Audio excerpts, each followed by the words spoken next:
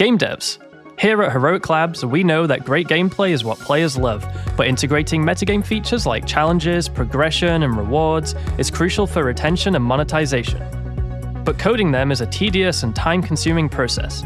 That's why top studios have turned to Hero from Heroic Labs. Hero provides a complete suite of battle-tested metagame features that are quick to implement, letting you spend more time on the core gameplay experience. Ready to ship fully featured, engaging games? Check out Hero today at heroiclabs.com.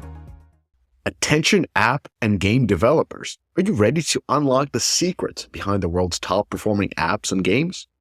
With Sensor Tower, you get the ultimate competitive edge, whether it's breaking into new markets, fine-tuning your UA strategies, or boosting monetization. Dive into data like never before. Track global trends across app stores. Analyze market-leading in-app purchase and in-app ad strategies, and benchmark your performance with real-time insight. The best part, Sensor Tower doesn't just deliver data, it helps you turn it into action. With intuitive tools and expert analysis, it's everything you need to make smarter, faster decisions. Thousands of app and game studios, from indie creators to global giants, trust Sensor Tower to help them win. So why not you? Start your free trial today at sensortower.com. That is sensortower.com. Hello, everyone, and welcome to Deconstructor of Fun This Week in Games 322, where we give all of our game industry insider takes on the top gaming news. It can be very deal-focused and business-focused today, so buckle up. I'm Jen Donahoe. I fill the marketing and publishing role on the podcast. Today we have... Phil Black, monetization star. Eric Kress, M&A aficionado. Mishka Katko, founder, whisperer, and a fractional C-star. I love how every week you get a new job. And event herder, event wrangler. Oh, yes. I'm the event master. That's what I want to be. Actually, that's what I don't want to be. But for this week, I am. We're hosting about 8 events. And I just realized how big of a mistake it is to do so many events during 1 week. Jet lagged out of my mind. So see you at GDC. All right, here's what we're covering today on the podcast. We're going to dive a little bit deeper into the Triple Dot acquisition of AppLovin Games, since we gleamed the surface last week. And I think we did a little bit more diligence this time. And by we, I mean Kress. On the research side, Midia has a new player segmentation report, and it really explains why Kress doesn't socialize when he plays games. So I'm glad we're going to dig into that. The Sensor Tower State of Mobile Games 2025 is out. Rumors were true, everybody. Scopely announced the purchase of Niantic this morning for us as we record on Wednesday. They couldn't stand that there was a Pokémon Go brand because they didn't own it because of Monopoly Go.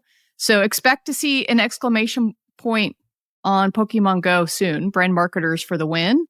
Got to put their mark on something. So maybe we keep banter a little bit short because we have so much to get to, but GDC is coming up, but there is a different kind of event that just got announced. Kress, you've got to go this year. For Blizzard fans, BlizzCon is back. However, it's not this year. It's skipping this year and will happen in September 2026 in Anaheim, California. I got to go in 23. And if you're a Blizzard fan, this is like a religious experience. I really think you got to do it. Yeah. I'm one of those only once type people. It's definitely worth it. I think it was really cool to go. But there's a huge difference between being a Star Trek fan and a Trekkie, and going to that thing on a regular basis just puts you on the edge of the abyss of weird, So just yeah, once is enough. That's what I'll say. Okay, all right, once is enough. Got it. All right, let's get into shilling. The shilling master is back. You have been pretty light on shilling. So let me come with vengeance on this one. So on podcast side, we got the full Turkish buffet. So an interview with the CEO and founder of Rolling Games, Burak Vardal, that came in last week. This week, we had the Turkish masterminds of gaming. So we got Batuhan from Grand Games, the fastest growing Turkish gaming company, and I think the fastest growing European gaming company at the same time. We got Eric's boy, and my boy too, Görkem Turk from Latan Ventures. And then we had Mehmet, who was the co-founder and CEO of Grand Games, so kind of a OG of the Turkish game scene. So we had a podcast this week check it out. The lighting was great. I didn't look as tired in that one. That was a great podcast. I saw it last night. I mean, we talked about this a while ago. There haven't been a lot of visible leaders from Turkey in the games industry. Like, Reina can't do everything, you know? Yeah. And so it's good to see some other people from notable companies speak up and have something to say. And it was really interesting to hear from their experience. Like, it seems like company culture is still the number one thing that dominates a lot of these founders. And it was curious to see how each of them have dealt with scaling. Under hiring was one of the interesting things I took away from the podcast. That's a trap too. All of them are great. Batuhan, who's the CEO and co-founder of Gram. And by the way, Good Games too. Good Job Games. I think we're going to talk about them today as a part of the acquisition or investments. Anyways, he is a really interesting cat. All of them are really great, but he's like a deep thinker. So I think it comes through in the podcast. It was very interesting, very different than most of the Turkish founders that I had. They're just like go, go, go, go, go mode. He's more like, culture first. Let's think about it. So super, super interesting cat. Newsletter site, 6x hiring mistakes you should avoid. This was written by me. So learn from me to do not what I did. And then we got the Turkish diaries. So this is from my trip to Istanbul, wrote that piece. But Jen, do you want to shill a couple of events for next week? The last show? Yeah. Cress, buckle up. Last time we're going to do this. Praise Kier. I'm so happy. Okay. So first of all, check the newsletter and the Deconstructor of Fun Slack channel, our events channel, for all of the links. Apply to join. I'm just going to say sorry in advance. In many, many of these, hundreds of you won't be able to get in. I can't even believe that I'm saying that. I'm sorry. We did the best that we could. So Sunday, Beta Hats, GDC pregame is full. 800 RSVPs. We can only get 300 in. Apologies, everybody. We did the best that we could. We even scaled up. I think we doubled the size of the venue. So next year, we're going to get like the Coliseum or something. I only said the Coliseum joking because that's what Mishka said off air. That's not even in San Francisco. So Monday, Sensor Tower's Gaming Mastermind Dinner is also full. Now, we do have a little bit of room in the brunch on Tuesday. That is the Apps Flyer and Exola brunch on Tuesday. We also have another brunch on Tuesday with Heroic Labs and Convoy. Tuesday night is game night with Exola. That's at GDC. Wednesday is the product and marketing brunch with AppCharge, Solstin, and Matika. Who's Matika? Medica. Who's Medica? Medica is... Do I have to show Medica here? Medica's awesome. Medica's a really great and interesting company. Let's give them a show. Like, the reason why I keep doing this, everybody, is thank you to these sponsors who make these events happen. Like, they pay the bill. We just show up and talk a bunch of stuff. So that's why I want to make sure we do this right. Wednesday, another supper club. This one is also packed and amazing. Newzoo, TikTok, AppsFlyer, and Griffin Gaming, also full. We will give you, hopefully, as much as we can, a lowdown on what we talk about at these things. Well, whatever's off the record is off the record, but we'll try. So Thursday, this is going to be fun. We're going to do a live TWIG at GDC Nights. GDC Nights is a new event they're setting up where people can go to GDC, drink, have food. So there's a Monday event, a Thursday. We're doing Thursday. So we're going to wrap up all of our GDC takeaways, record in person. You have to have a GDC badge and GDC Nights add-on ticket. We'll have a link that you can go to in any of our stuff. We get a little bit of credit if we send you there. So please click on that. There we go. Wrapped it up. Last time we talk about GDC. And it could be the last time we're doing the GDC night, the first and the last. You don't know how rowdy it's going to get on Thursday evening. They'll be like, you don't have to come back, guys. Like, this was good enough. You pissed off every sponsor we have. So thank you. I know. I think our massive amounts of cursing and yelling at people might get us uninvited from future ones. We'll see. Yeah. All right. Let's get into, corrections, diving deeper. Probably not the correction that this guy was hoping for. So, I got some criticism on LinkedIn that I didn't do my homework on Triple Dot, which is absolutely a fair criticism because I certainly did not, because I didn't know much about Triple Dot. So I looked into it a little bit. The main point that I was trying to make is that AppLovin's mobile business is bigger than Triple Dot, which is actually the case. We don't know what 2024 revenue is, but I can almost assume that it is a bigger business on a revenue basis and even likely profitability than Triple Dot. But what I didn't know is that Triple Dot is actually a relatively big business in the hyper casual space. So according to their financials, 330 million in revenue and 15% margins according to in calendar 23. So that is a big company. Honestly, it's not a great business. Like, I'll be honest, it's like the profitability is relatively low. The revenue is impressive, but this is evidently a really, really great hyper casual business. But I don't think it's a very attractive asset. And evidently they went on sale at late 23. They had no buyers. And with 15% margins and $1.4 billion valuation on the last round, not a real shocker that there were no buyers for this thing in this current market condition. But they do have $300 million cash at the end of 23, which is likely a lot more in calendar 24. And so they do have the money to get this deal done with AppLovin to acquire their games business. And they're also, the notion is that they can raise some debt to fund the rest of it, raised with AppLovin, like securing it, it looked like, right? To make up the difference, along with equity in Triple Dot after the transaction, after the deal is closed. To be clear, AppLovin wants out of this business. Like, it's very, very unusual for them to take equity stake in a company that's acquiring an asset from them. It's really kind of not ideal for AppLovin or very clean for AppLovin, frankly, but in order to get a deal done. But what I think what's clear is that this is a real huge stretch for a company this size to absorb such a big operation, right? They lost two of their execs recently, Akeen and Alex, who's the guy I spoke to, who went to the Rain Group in September of 24. But on the flip side, this is a really low valuation for this size of a business, right? It's like $1 billion in revenue, maybe like 3 to 8 times EBITDA for this type of business. So it's actually a pretty good deal from a valuation perspective, even though it's a big, big nut to crack for Triple Dot. I delved a little bit deeper, talked to a few people that kind of were more close to this than I was, is that, AppLovin's been in the market for about 1.5 years, and they were just having a real struggle trying to find a buyer for this business because it's fucking a complex business. It's like over 10 studios with over 200 games, $1 billion business almost. And you would have to have quite a bit of infrastructure to support and manage those teams and the games they operate. I mean, I'm sure there's a ton of people that kick the tires. And I think there was some concern that some of the game's performance was due to their most favored nation with AppLovin tech, which there's no evidence of that. But I think that was part of the issue, is that they weren't sure about how good these games would be outside of the AppLovin ecosystem. But I think the biggest problem with this whole transaction is managing such a complex organization. I think they have like 3 or 4 teams for Machine Zone them itself, much less all the other teams that they would have to management. And even though everyone says the Triple Dot team is absolutely amazing, I mean, they're kind of the envy of the hyper casual world. It's like a huge, huge task to manage such a complex organization for the team at Triple Dot. And I imagine that part of the reason that Akeen and Alex left was, forging this new strategy of going away from admon and hyper casual crap to in-app purchases like Voodoo and Homa have done.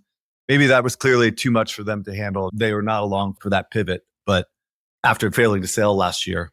So anyway, Triple Dot is clearly a strong team. They are experts in their space from a perspective of hyper casual crap. This seems to be a strategy to transition away from hyper casual, but managing such a complex portfolio at AppLovin seems very, very challenging. It's a transformative move, but definitely a big risk for them. So that's kind of my take. I think you have completely undervalued the ads business that came out of this, though, right? I mean, they're doing 340 million in ads per year, and we usually don't get good visibility into ads data. But one of the things we can do is we can dig through their financials, which someone sent over, that they report each year, which is what Mishka was just sharing a moment ago. And so we can see what their revenue growth has been. And it is true, Eric, you were right, that there's a lot of buck trading that goes on in more ads-driven games, which is why their margins are so low relative to that. So in last year, they did about 50 million in profit. But again, 340 million in revenue is a sizable amount. And when we combine that with Sensor Tower IAP data, that gets us to about a 99% ad revenue share, which is crazy, right? That 99 or even 90+% of your revenue would be generated by ads rather than IAP, which I think does add to the operational point that you're going from a business that's been almost exclusively ads to a business that's going to be almost majority ads. I don't know when we combine the two revenue figures from all the acquired studios. Like that's a big leap, right? And it's not a bunch of match 3 games they're acquiring, right? It's a lot of 4X stuff. You know, like Final Fantasy from Machine Zone is actually still doing pretty well each year and each month, just driving a decent amount of revenue.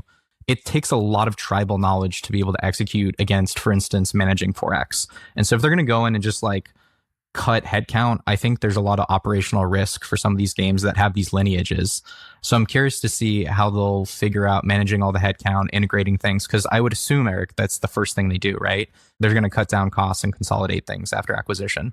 Yeah, maybe. But again, they have no experience. They have absolutely no experience whatsoever of managing live games, period. End of sentence, right? Like this is an ad business. That's fair, but I would also say, you know, and all of their games are hyper casual games that die after like a month. Like they've made innovations in match that I think have been more durable and are starting to scale. So I wouldn't necessarily put them in the same category as like a Voodoo. I think they have a more sustainable stream of revenue than a lot of sensitive hyper casual publishers we've seen. At 15% margins, though, Yeah. it's not a good business, dude. I've been very consistent in my view of hyper casual. I think it's terrible. It's a terrible business. But that's fair, Eric. But then doesn't this make more sense then? I mean, immediately just diversified, right? 50-50 almost. Yeah, I'm actually applauding the strategy to some degree. But there's one thing about trying to transition to in-app purchase stuff and get away from this garbage ad stuff. But like, there's a difference in terms of like buying 100 products and 10 teams. Like that's a big fucking leap, you know? Like When you all do a of them, transition slowly, you know? Yeah. And all of them are hyper casual, right? Like the transition to They're hybrid around the casual world. takes time. Oh yeah, they're around the Yeah. world. But Mishka, you deal a lot with hyper and hybrid casual. Like, Yeah. So, what do you see? So let me kind of do a little bit of a summary. First of all, this episode really hit. So I hadn't listened to it last week, but I'm getting messages right away from people on WhatsApp like, oh, Eric Kress is out of pocket. He's saying crazy things. I was like, what happened? What's going on? Just another Friday. Yeah. Oh, there were apparently some people who were like, you know, calm down on LinkedIn, like take it off. Like Mishka's going to get mad. I'm like, I don't even know what you guys are talking about. Like I got apology messages being sent of some of the employees saying certain things that were not right. I'm like, no. It's Kress. Attack him. He likes it. He corrects it if you're right and shoots back if you're wrong. Anyways, I remember in 2023 at Gamescom, an unnamed person who I know came to me and asked like, hey, do you know anybody who would like to, you know, acquire AppLovin's game portfolio? Like it's I was like, how much? 2.4 billion. So it was 2.4 billion in 2020. Exactly. Maybe it was 2.2, maybe it was 2.6, but it was over 2 billion. Trust me. So that was being shopped around at 2.4. And now it's sold for 900. So let's start there. This is the current valuation. The triple dot valuation, what are we thinking? It's 2x revenue would be extremely generous. For a hyper casual business, 1x revenue, right? So we're talking about 300. They have, 300 in the pocket. So it would be like 600 million valuation of triple dot. And as Kress said, they try to sell the business, try to exit. Nobody wants ad-based business. Nobody wants hyper casual. So everybody moved out of ad-based gaming, and now Triple Dot was in the place where either they were selling the business, they tried, couldn't work. Now we have to transform the business, and here it starts. So on the pluses with this ballsy move, so they get a big chunk of AppLovin's portfolio, Lion Studio, so they got a lot of hybrid casual, hyper casual games that boost their existing portfolio. That's great. And they're gaining a lot of, you know, almost like market leadership in this stuff, and they know what they're doing with ad-based monetization. On the minuses, just like you guys said, they have no structures for in-app purchases, at least none that have been battle tested and proven.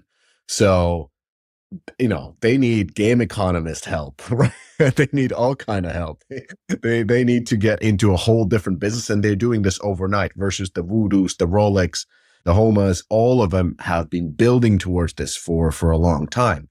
And then there's the more like ad tech issues. If they try to migrate the developer accounts on Apple, they could be losing significant chunk in organic revenue potential. So my take, it's no surprise that most M&A deals fail. And it would be very easy to say, oh, this is one of those 70 to 90% deals that fails to prove value. But that's easy to criticize because it's typical in this. So let's talk about how they can succeed. I was thinking about this today on a plane. So first of all, I think they need to run this organization and what Kress calls the city-state model. They don't have the internal process. Let them do whatever the fuck they were doing. They're making money. Good. let them do it and be clear about that. And that avoids them the issues with the leadership structures, the process, the tech stacks. Do what you do right now. And then, unless you're failing, we don't need to move in. Another thing is that they really have to make very quick decisions on all the elements that might be confusing, because with these type of structures, especially with these so many studios, there can be a lot of uncertainty, a lot of loss of momentum that typically happens in corporations where a lot of executives are thinking how we should manage this acquisition. This is a smaller company, so avoid all that bullshit, make quick decisions and clear reporting lines and so forth. So just move fast. And then last two, identify key talent. I'm sure they've done that. Set the right incentives. I'm sure they've done it to retain the key talent. And finally, they got about 100 days to figure the things out, because in 100 days, we'll know how this acquisition is going. Like Glue is a perfect example. It took only 100 days, and in 100 days, we knew what's up. So let's return to this in 3 months and see how the acquisition is going. But overall, I think this is super ballsy. I think their back was against the wall. I think they have great relationship with AppLovin, because AppLovin came through and helped them to make this acquisition happen. And I really wish it pays off. They really pivoted fast into fingerprinting and IP tracking, which really kind of helped them pivot much faster than some of the others, even Homa and Voodoo, and part of the reason they've seen so much success. And I have to imagine that part of that was because of their relationship with AppLovin, and they have a direct, like really close relationship with AppLovin. So I think what would be critical for this success is if AppLovin continues to support them in a way that helps them moving forward to help transition this thing. But it's unclear as to whether they actually can do that.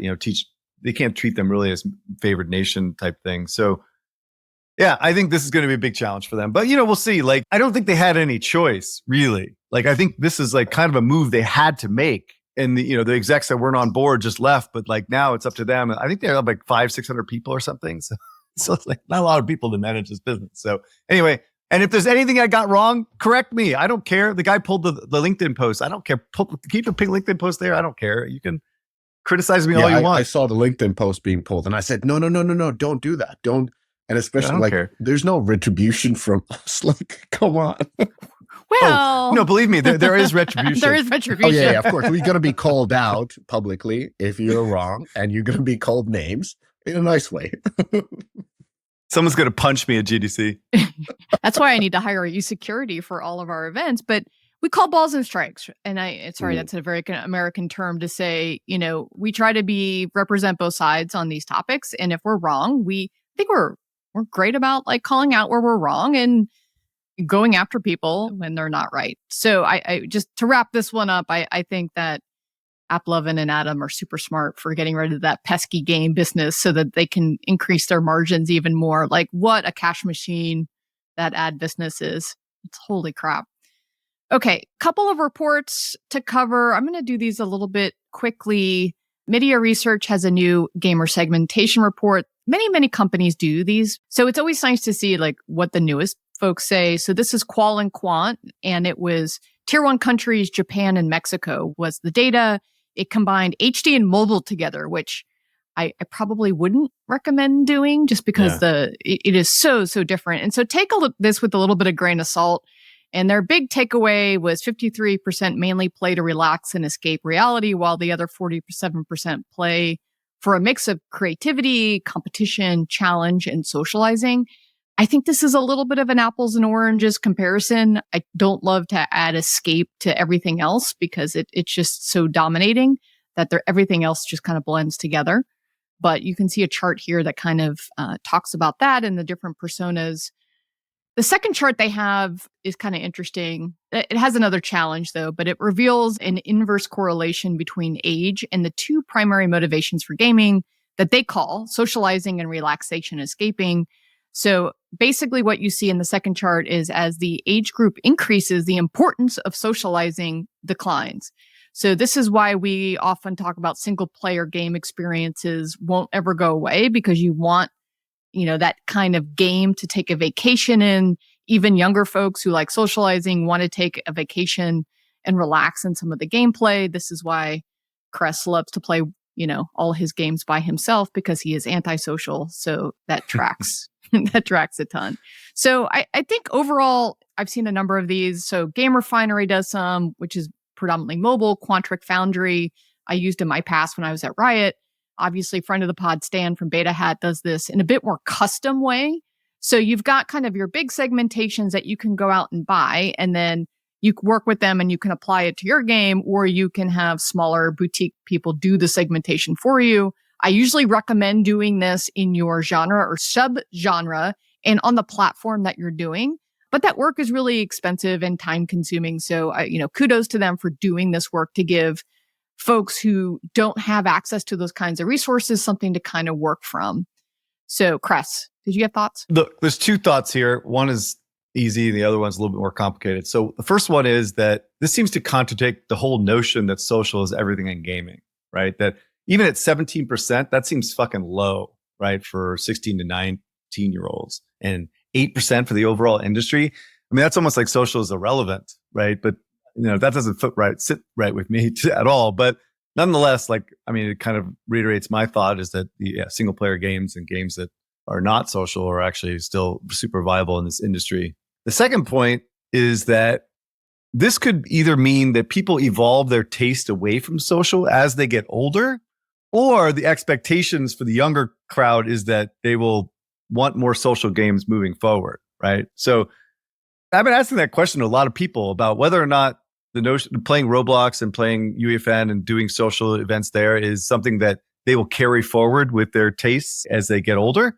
Or is it something they leave behind because they have no fucking time to be social on fucking video games, and they're just trying to get away from their fucking family and their kids and their nagging wives, et cetera, et cetera. You know what I'm saying? So that's kind of what I would love to get smarter on. So I kind of agree with you. And so the challenge here is that it's the way that they're saying it. And they're saying that the main reason for playing, and all of the research that I've done, no one ever says, oh, I really love playing League of Legends because it's social, or I really love playing this game. You love it for all of these other reasons first. Social is almost always at the end of any of the feature prioritization lists that I do. And that's why I think that they're doing a little apples and oranges comparisons between some of these metrics. So I think if you were to do a more holistic approach to this, you would see social show up a little bit differently. But I do think that you see more social gameplay younger, especially with, as we've talked about the UGC platforms coming in. And I do think you see less social as you get older in your life, just because, I remember my good buddy just had a kid, and he was a huge League player, and he was getting banned from League because he kept going AFK because he had to go take care of his kid. And so it becomes more difficult just as a life stage to coordinate with your friends and play when you're a teenager and no one has anything to do after school. It kind of makes a lot of sense. The other thing is I also use a service called Solstin on a number of products that I've worked on as well. And they help with understanding a lot about motivations and where things are coming from. And so you will often see there are so many different factors of why you engage with games. And it's not always about social. It could be about cooperation, altruism, all these different things. So don't take away too much around the reading of social and gaming from this particular segmentation. All right. That's still a question I want answered. And I guess we really won't know until 5-10 years from now. I've used many of these, both internal player research teams as well as the external ones. With Solstin, that's the different one, because instead of demographics, it has these psychological assessments like you have. And I'll just give one example. So Solstin is used, if I'm correct, by EA, Supercell, Peloton, the other bike company.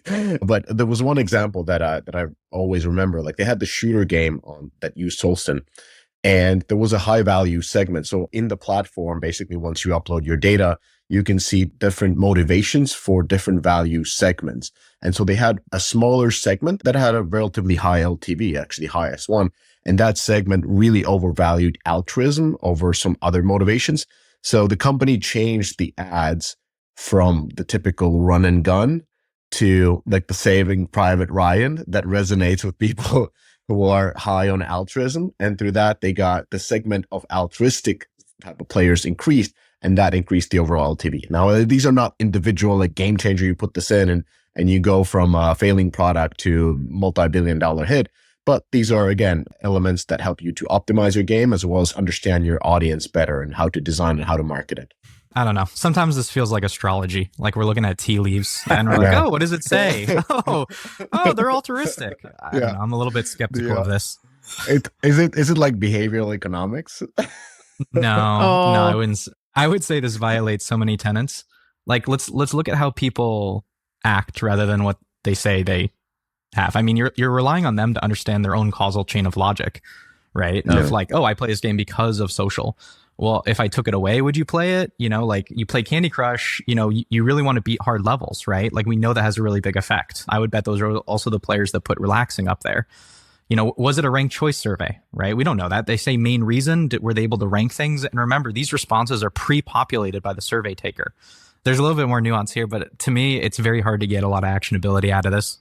Yeah, and back to the original thing was that like you should not blend mobile and console because mobile is like what you want to play versus what you want to pay for, right? At least with console, you know that they're actually paying for it, right? In theory as well. So it's like you can't do surveys based on both. You have to kind of separate them. Yeah. Agree. This stuff is really helpful if you are building a new game and you don't really know what your audience is looking for. What are the needs and motivations that they have? And Mishka, you made a great point. Not who are they? They're not a male 18 years old that lives in, Dallas, Texas. It's what do they need and want from your game that's different from all of the other games that are already out there. And I think that's Sally from Ohio. You remember that one at Zynga? I was like, I have no idea about Ohio. Like Ohio to me sounds like a word.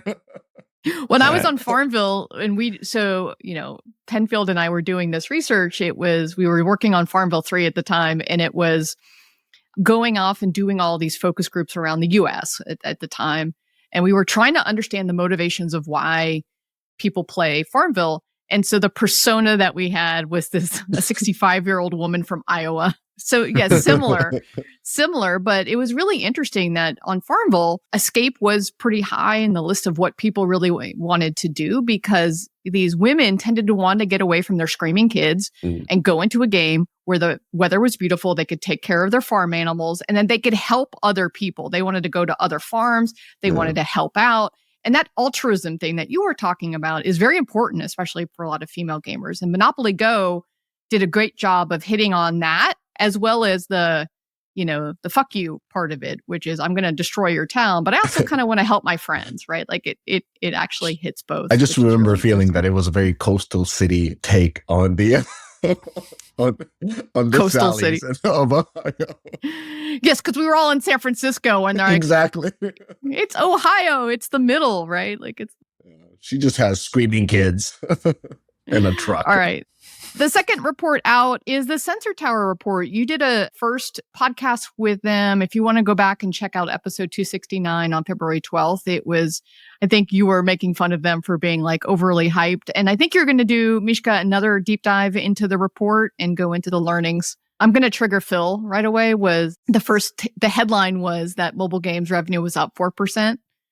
Phil, please chime in with your inflation. Inflation. Web stores. Jen, Jen, is that number adjusted for inflation? Jen, does that include web stores? Jen, does that include ads revenue? What about peripherals, Jen? What's in there? What about tokens? How about that? Thank you, Phil. Thank you, Phil, for chiming in on the report that I did not write. Yes. So, Mishka, you have a list of 4 questions that you can ask your Sensor Tower folks. Yeah. What's this chart? We're looking at downloads. The thing I remain astounded by is the worldwide number one amount of downloads has been generated by the runner and the arcade platformer category. So this is basically Subway Surfers. It is still just absolutely dominating downloads. And most downloads things that you see in end of year reports, I usually throw out because it's hyper casual, which is fine if you understand hyper casual. But if you're trying to study IAP, it sends a lot of really bizarre signals and makes the data hard to read. But this is this consistent result that runners just generate insane amounts of downloads. And I'm surprised no one's taken advantage of that fact to drive more downloads in mid-core. Like that was one of the softer parts of the report is that squad RPG is down, which we've been talking about on this podcast. I keep seeing this hyper casual fake ad into squad RPG, and I can't understand why no one is doing the Last War playbook, because that was the other thing coming out of this is how successful that game has been. and just of course have pioneered this fake hyper-casual ad strategy. Let's put it this way, Triple Dot, like maybe this is your playbook, for your integration with Machine Zone. Like, I mean, I'm serious. Like if this is how you might be able to combine the two, these platform runners are sitting here. Forex and hyper-casual have a baby, and it's like the new genre. For Squad RPG, I think it's just sitting here, but I don't understand the psychology of why these games download so much. Why runners? Why is Subway Surfers still killing it more than almost a decade after launch? Because you can play for free. Yeah, but that's any free-to-play game. That doesn't explain the relative ratio. Because it's fun to play for free. It's so easy to pick up. I know, and but so is play. Candy Crush, and they're generating these number of downloads almost strictly on organic. That's why you'd never look at downloads. Actually, it doesn't even matter. Downloads are irrelevant in calculus. It's all about revenue. It's a top of funnel metric. Here, look at Jen. I'm Jen. I got my Jen badge on. I know. I love this. There's still insight to be extracted, Eric. Like no. And sorry. And the insight is that people are using these casual mechanics as ways of getting downloads for core games, right? Like that's been the strategy since like ATT, right? And so like that we've talked about this a gajillion times. And so that's where these download metrics really do matter, is that these mechanics are very popular. So Make a Runner, like it's a great game, but it gets into because it's primarily like that fighting running mechanic. At the end of the day, it's a 4X game, and people will just destroy you ultimately. With these 4X games have gone with everything. Like there's the one with Merge, that was the pioneering of those Merge ads where you just merge soldiers together and you make that, and then it ended up being 4X game. There's the card game, card RPG, that is actually a 4X game. The Chinese put 4X into everything. Yeah. Well, and hybrid monetization, to Chris's revenue point, let me hit 2 points. Hybrid monetization, 37% growth in hybrid casual. So, like that's the blend of, ads and IAP. And there's a new $1 billion club. Last War Survival, Brawl Stars, and Monopoly Go surpassed $1 billion in consumer spending in 2024. The final point, and this is just me triggering Cress, Latin America and Middle East see double-digit growth, while Asia saw a 3% drop in IAP revenue. Latin America was up 13%, Middle East up 18%. Emerged as the fastest growing gaming markets. Brazil in particular solidified its status as a key soft launch hub for global publishers. Crest, explain why these percentages are actually not that meaningful. Middle East is $200 million a quarter, as is Latin America, which is Latin America has 17 different countries. Okay. Combined, Latin America, Middle East is 3% of overall worldwide revenue. It is fucking mice nuts, right? Absolute mice nuts, and a complex ecosystem. On the flip side, particularly down in South America, the outside of App Store purchases is very high. But even if you double the revenue down there, it's still not that interesting unless you are a few of the big games that do well down there.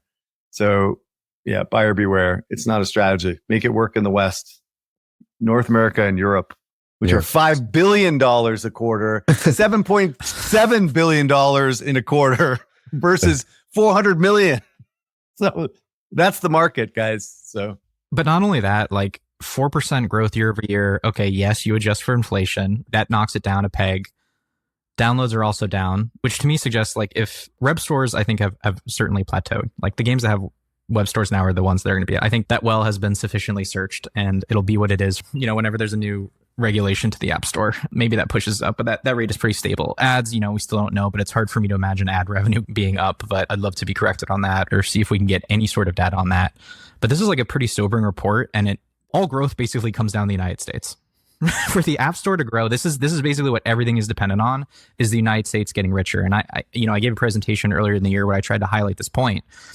Even if the United States is only growing at, let's say, 3% a year, you got to remember that's on a really big base. And you see what change in real disposable income that means. It's a huge swing in demand. The United States needs to grow. If you're a European, trust me, you want the United States to grow. If you're Canadian, if you're in Latin America, the United States needs to fucking grow right now for the mobile games market to be year over year, I think, truly positive. And that scares me because we are not in control of our own destiny anymore. I don't like that. What's your over under on growth of United States for 2025? Like disposable income growth, right? My S&P 500 fund is not looking great right now. So I think I'm going to take the under. I would say, look, I'd love to get 4% real growth. That's always been my dream. 2% sounds good. I'll take that at this point. I think we just press the reset button. It's going to be fine. I love how US bounces back. Nobody bounces back like US. So it's going to clean.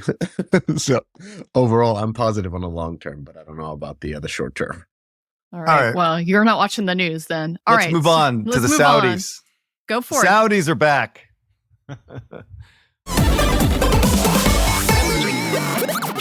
This podcast is brought to you by AppsFlyer. In today's digital world, understanding your app's journey from discovery to download is more than just insightful, it's essential.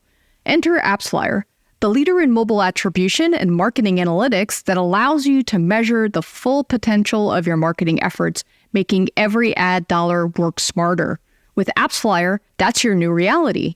Dive deep into data-driven insights that reveal exactly where your users come from and how they'll interact with your app. AppsFlyer, where your app's potential meets performance. Step into the future of game monetization with Xsolla, the premier partner for game developers seeking to expand their reach and revenue.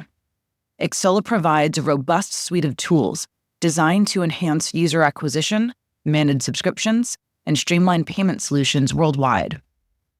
Unlock new markets and maximize profitability through their customized, secure payment architecture and dedicated support team. Xsolla, powering game developers to achieve global success.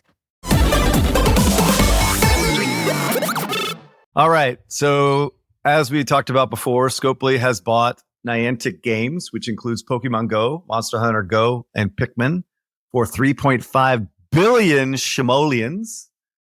Niantic Spatial, which is their tech arm that does the AR stuff, they will operate Ingress and Peridot, and they're focused on geospatial AI powered by next generation maps.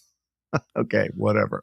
Buzzword. Evidently, they're carving out like 400 souls. I think their teams are in Seattle and Japan, if I'm not mistaken, which do the game stuff. All the members of the Niantic game teams, including the tenured leaders of Kei Kawai and Ed Wu, will join the 2,300 Scopelians across Asia, EMA, North America, Central, blah, blah, blah, blah. First of all, get rid of Scopelians. That is fucking stupid. Just be clear. Like, that is retarded. And I'm bringing the word back. All right. Here's my quick take on this, right? Why they paid too much and why they paid just right. So this is my kind of assessment on this thing. Why they paid too much. $3.5 billion plus $300 million in cash. 3x revenue.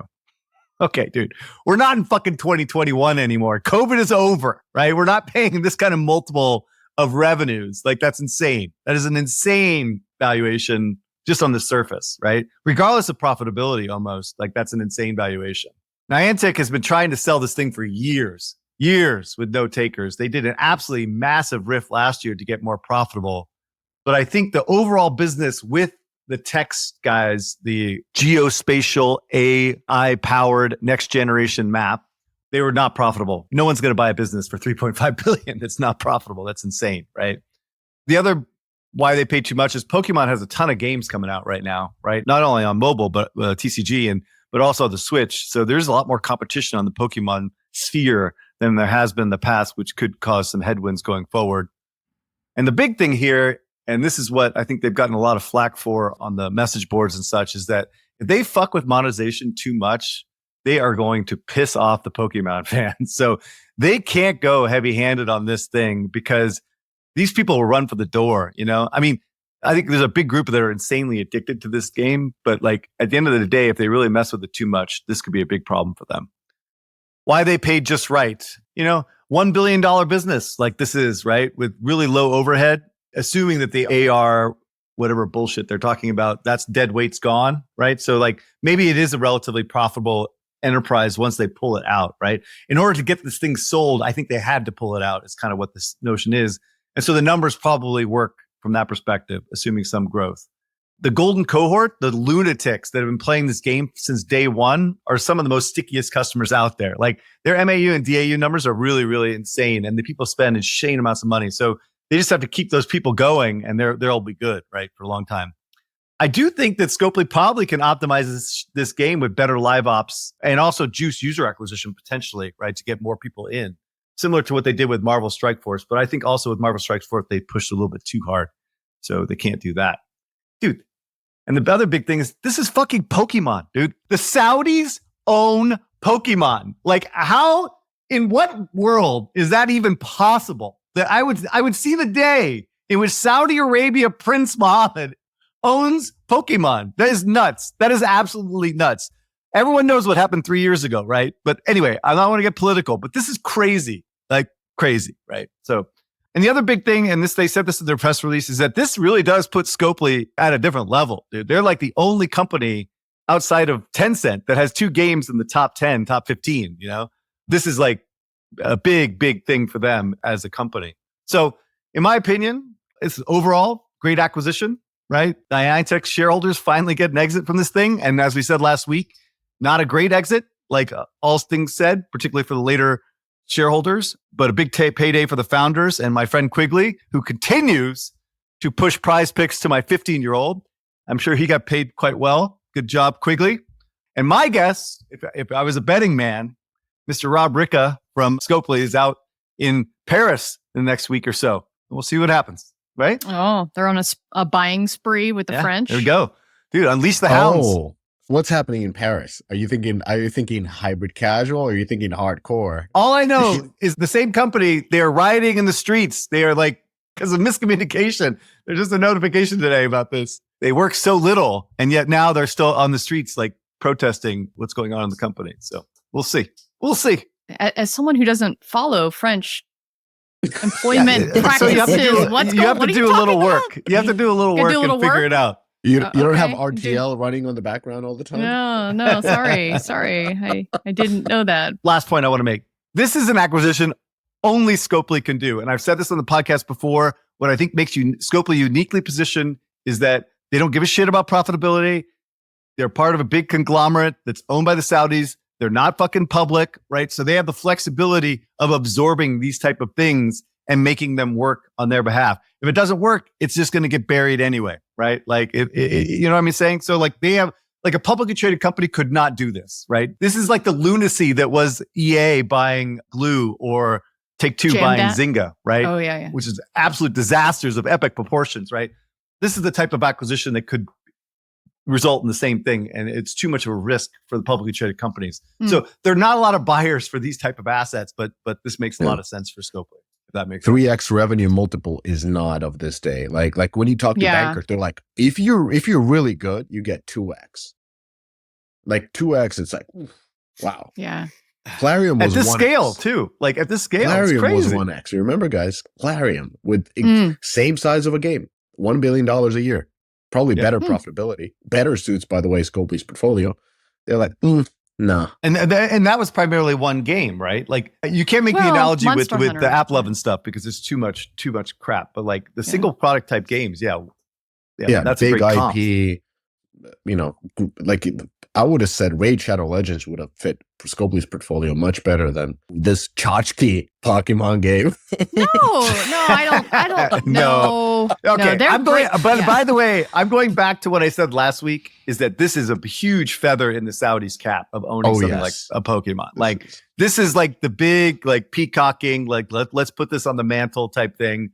We own fucking Pokemon, right? They like, don't own it though. No, but it's not obligation to send a check. No, I to understand. Japan every so often. I'm being hyperbolic, and I know that. I'm not saying that they own Pokemon, but they own a Pokemon. Yeah, right.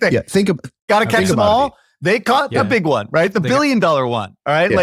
What better Pokemon to own than the $1 billion Pokemon, right? Yeah, Phil, you have to think about it in a way. Like if you're a savvy CEO, I'm not saying like Brian is the savvy CEO, but let's say you have to do a little presentation. And you have to use different assets for your presentation. What assets do you have? We can put Monopoly in the. We can put Pokemon in there. We can put Walking Dead. We can put Marvel. Like all these IPs are now part of their portfolio. So when you make a presentation, every slide will have a killer IP. Well, that's Scopely's strategy, right? Like they are the masters of IP. They use it top of funnel. It helps reduce all the costs. All the different things, but. Let's just note, it is licensed, and at any point in time, the Pokemon Group could say, we're not going to renew that license. You don't own the means of production. Like, I mean, that it goes on the risk side, right? I mean, we're just talking about the fact, like, What is the exclusivity deal on Pokemon Go? We don't know. Like, you get a monopoly on geospatial games. Gee, thanks, right? Because we got Pokemon Champions coming. That fucking scares me because that's going to be on mobile as well. That's not just a Switch. And that signals to me that Pokemon Company is like, we're waking up to mobile. I can't even believe it's happening, but they're waking up to mobile. There's going to be a lot of competition for downloads. That scares me. And you've got to weigh that against what you can do on the growth side. And I just don't know how much more they can. First of all, they're definitely going to update systems design, Eric. I guarantee you those progression curves are going to be a lot more stringent. That would be my expectations. I don't think they're going to scare away players. I think people are usually afraid to sacrifice a little bit of DAU for some dollars and cents. I think Scopely is pretty good at figuring out what that ratio is. The quote I always go back to from the former PM is like, they used to take, C games and like live ops them to like B plus. And like now they got A shit. And I am excited to see how they get to A plus. And I think they'll be able to do it. I just don't know how much growth is still there to take. There's no more low hanging fruit in my opinion. I just want to remind everybody that Pokemon made a MOBA, just to be clear. Yes. True. Pokemon Unite, that does not work. We haven't talked about Pokemon Sleep. That's hanging around too. Not a good idea. All right, let's check in on the battle of the Pokemons, which is TCG versus Go. So this isn't the shitty Tyson versus Paul fight. There actually is a battle going on here. So between Phil and I, we pulled a bunch of charts. So Sensor Tower, thank you. I pulled up T1 revenue between Go and TCG and saw something really interesting. TCG has been outperforming since it's launched on revenue, but Go doesn't really appear to be cannibalized. Phil will comment on that in a second. From the week of February 24th, so a couple weeks ago, Go has rebounded and has hit the same peak that TCG had the week prior. So they hit like a 20 million T1 revenue peak. So, kind of looks like there's room for both here on the revenue side of things. A little bit more nuance here. I don't think revenue is good to look at. I think downloads is more indicative here of any competition in CPIs because it's something that I think is realized much more quickly than revenue might be. And so what we're looking at right now is the number of downloads is the 10-day trailing average between Go and Pocket after TCG Pocket's launch. And I think you can see like a pretty good depression in Pokemon Go downloads. Of course, what's happened is that TCG Pocket has actually been declining in terms of downloads week after week after week. So the impact is becoming less and less. So that's a good sign, I think, if you're Scopely right now. And not only that, they ran an event recently that had a huge spike in revenue for Go. Huge spike in revenue. So I think this is all reassuring. What I would say is that Pocket's launch definitely had a short-term impact on downloads, but ultimately what I think happened is players sorted into the games that they wanted to play. Like, hey, I'm going to check out Pocket. If I'm more into the meta collection elements, boom, I'm going to that one. And if not, I'm sticking with Go. So I think that impact has largely been weathered. And combine that with TCG Pocket still having a decline in downloads, it looks like that'll have a mitigating impact. I mean, we were looking at, Dream Games. Like they make a lot of, I think, really interesting choices on when they hit the scale button for their titles. Yeah. So I think in the last couple of weeks, you have seen Go been able to respond. They had a 65% download bump that coincided with that revenue bump. And so it looks like there's a fight, right? They're going to go back and forth. They're offering different play patterns. And so what's interesting is it feels like there's room. Like you said, there's another game coming. I don't know how much more room there is with the IP. I think you have to get to the core motivations of Pokemon, which I think is really interesting. And I'd love to hear from people this episode. Like, it's something that I've thought about too, especially as we've seen games like Pout World. Like, is Pokemon really about collecting? Collect them all is what Ash Ketchum sets out to do, right? Quote me if I got the text wrong, but when he leaves his mom's house, right, he's going to collect them all. And so is it that? Is it exploration? Is it evolving Pokemon? Obviously, it can be more than one thing, but like, what is the core fantasy of this IP? Because I think that matters on how you look at Pokemon Champions, which is going to be more of a combat-focused game. Yeah, we'll see. There's a little bit of that, but I mean, that's why we said Pokemon Go worked, is you got to catch them all, and you got to actually get up off your ass and get outside to catch them all. And it was the first game to really kind of have the right fantasy fit with the play pattern that they had. I wanted to point out a couple of other interesting things that came up. So Scopely this morning released a bunch of blog posts as well. And one of the blog posts was from Ed Wu, who is the head of the game. And so he hit 3 key points. Scopely expressed a deep admiration for this community. So this is messaging towards the community. The entire Pokemon Go team is staying together through the partnership, which continuity. And we will be joining a broader organization dedicated to games. So maybe, hey, a little bit of shade against the AI geolocation word salad that we just talked about with the rest of them. So I kind of applaud this kind of, hey, we're directly going to speak to the community. This may be a little bit reactive. And I think, Chris, you hit on it earlier with some of the community perhaps being a little bit worried that Scopely can rhyme with something like, free to play and pay to win and gotcha games. And, I think you've got Pokemon Go fans saying, don't fuck with my Pokemon. And so I think Scopely's trying to get ahead of this, get ahead of any community mutiny and get out there and say, hey, number one is we got you. We hear you. We're not changing the team. And so I think the lesson here is a really good one from a comms perspective. So really quick, we understand the impact. You're going to get ahead of it. You understood that the community was going to revolt. You're getting ahead of it. And then you're going to tell them what's not going to change that they love. And then you're going to tell them what they're going to get with the change that's going to help it be better. And so that I thought was really smart, and how they did this kind of preemptive, comms approach, going out and getting ahead of it. Any other wrap ups you guys want to do? Inzoi. It's coming, baby. March 27th. Way, really? Buckle in. 1.9 million wish lists. I believe it's number 4 in terms of a top ranking. Inzoi is a Sims competitor, which has been in development for a while. And as EA is like sitting on its hands with the biggest franchise in the world, Inzoi is coming out and outbeating, outclassing them to some degree. And if you remember, Paradox canceled their Sims competitor. I think it was last year we covered that. Yeah. So the runway is clear for a fantastic landing. We'll see. The name is so bad, though. It's so bad. I wish they fix the name. All right, we're landing the plane, everyone. See you at GDC. And then the next podcast will be us live from GDC. Talk to you soon. Ciao. You did it. You made it to the end of the episode. As a fan of the show, it would help us out if you'd subscribe and leave us a review on the podcast service of your choice. Those stars and likes, while a small action on your part, mean a lot to us and help to grow the show. More importantly, are you a member of the Deconstructor of Fun Slack group? If you have 5 years or more of games industry experience, go to deconstructorofun.com/Slack and apply to join. Join the games industry best professional community filled with peers always willing to lend a hand, or subscribe to our newsletter to get all the latest insights from the Deconstructor of Fun content creators.